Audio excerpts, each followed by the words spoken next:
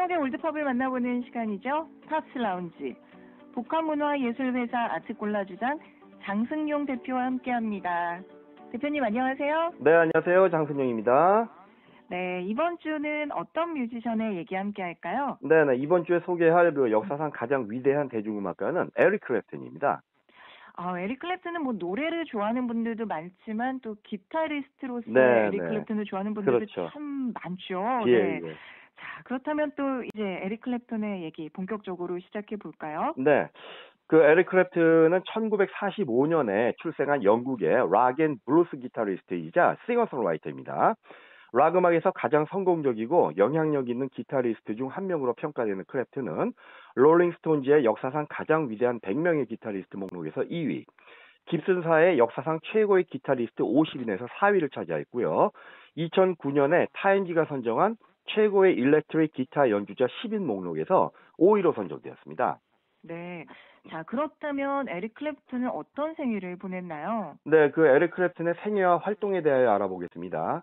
그 클랩튼은 좀 그 어렸을 때 불우한 환경에서 자랐어요. 네. 보면은 그 1945년 3월 30일에 영국 서리지 리플레이에서 당시 어머니의 나이가 16살밖에 안 되는데요. 네네. 예, 16세의 그 패트리시아 몰리 클랩튼과 퀘벡주 몬트리올 출신의 25세, 아버지도 25세였습니다. 25세 군인이었던 에드워드 월터 프라이어 사이에서 태어났습니다. 그의 아버지인 프라이어는 클랩튼이 태어나기 전에 징집돼서 캐나다로 돌아갔고요. 그 클랩튼은 그의 할머니인 로즈와 그녀의 두 번째 남편인 패트리시아의 계부인 잭 클랩이 그의 부모이고 그의 실제 어머니는 그의 누나라고 믿으면서 자랐습니다. 예, 몇 년 후 그의 어머니는 다른 캐나다 군인과 또 결혼해서 독일로 이주했고요. 에릭 클랩튼은 서울에 있는 그 조부모에게 남겨졌습니다. 그랬군요. 자, 그렇다면 음악은 어떻게 시작을 하게 됐죠? 예. 어릴 때부터 그 블루스 음악의 영향을 받았던 클랩튼은 13살이 되던 생일에 어쿠스틱 기타를 이제 얻게 되는데요.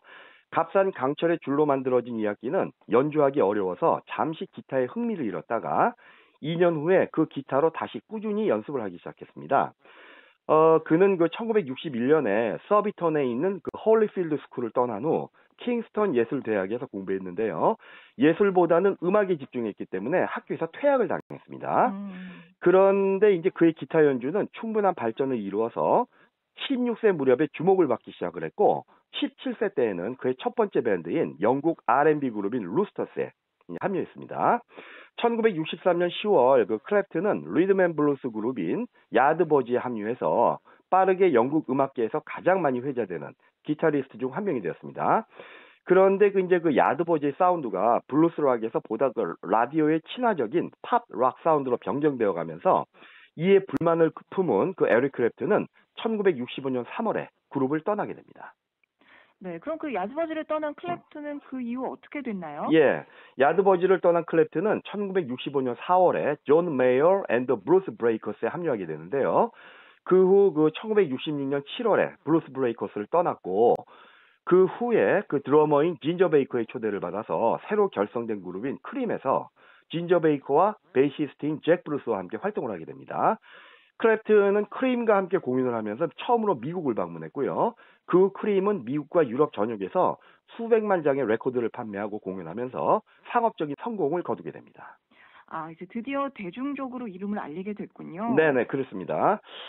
그런데 항상 어떤 그 그룹이나 그런 보면은 좀 잘 나가게 되면 문제가 생겨요, 항상. 그러니까요. 처음에는 네. 그렇게 좀 잘 뭉쳐지다가 이 사람들도 보면은 세 사람 사이의 갈등, 그리고 특히 그 잭 브루스와 진저 베이커 사이의 갈등으로 인해서 결국 크림은 해체되었습니다.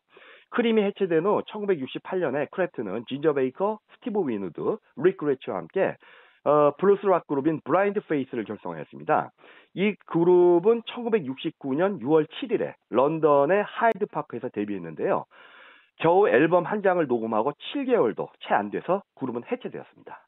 네. 그러면 그룹 블라인드 페이스 해체 이후에는 또 어떻게 됐죠? 예. 그 1970년에 클랩튼은 새로운 그룹인 데렉 앤드 도미노스를 결성했는데요.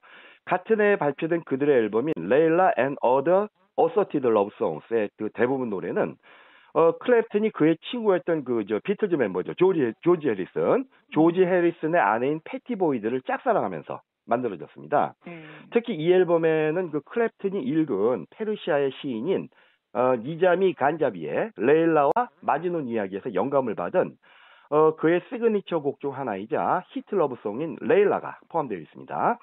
결국 1974년에 이제 그 클랩튼은 패티 보이드와 함께 같이 살기 시작을 했고요. 두 사람은 1979년에 결혼했습니다. 유명한 곡 이 레일라가 이렇게 탄생을 했군요. 자, 그런데 이제 그 에릭 클랩튼에게도 큰 아픔이 찾아왔죠. 네, 맞습니다.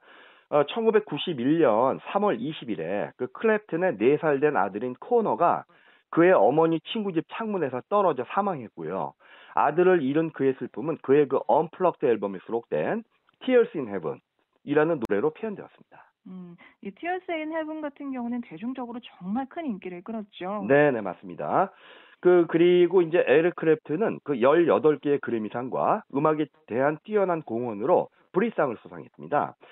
또한 그는 그 로큰롤 명예의 전당에 3번이나 헌액된 유일한 인물로 한 번은 솔로 아티스트로 나머지는 야드버즈와 크림의 멤버로 헌액되었습니다. 그는 전 세계적으로 2억 8천만 장 이상의 음반을 판매해서 역사상 가장 많은 음반을 판매한 음악가 중 한 명이 되었습니다. 네. 자, 그럼 오늘은요, 어떤 음악 들어볼까요? 예, 오늘 소개할 에릭 클랩튼의 노래는 After Midnight입니다. After Midnight은 1966년에 J.J. 케일이 처음 발표한 노래인데요. 클랩튼은 그 1970년에 발표된 그의 이름과 동명의 앨범에 이 노래의 커버곡을 수록했습니다.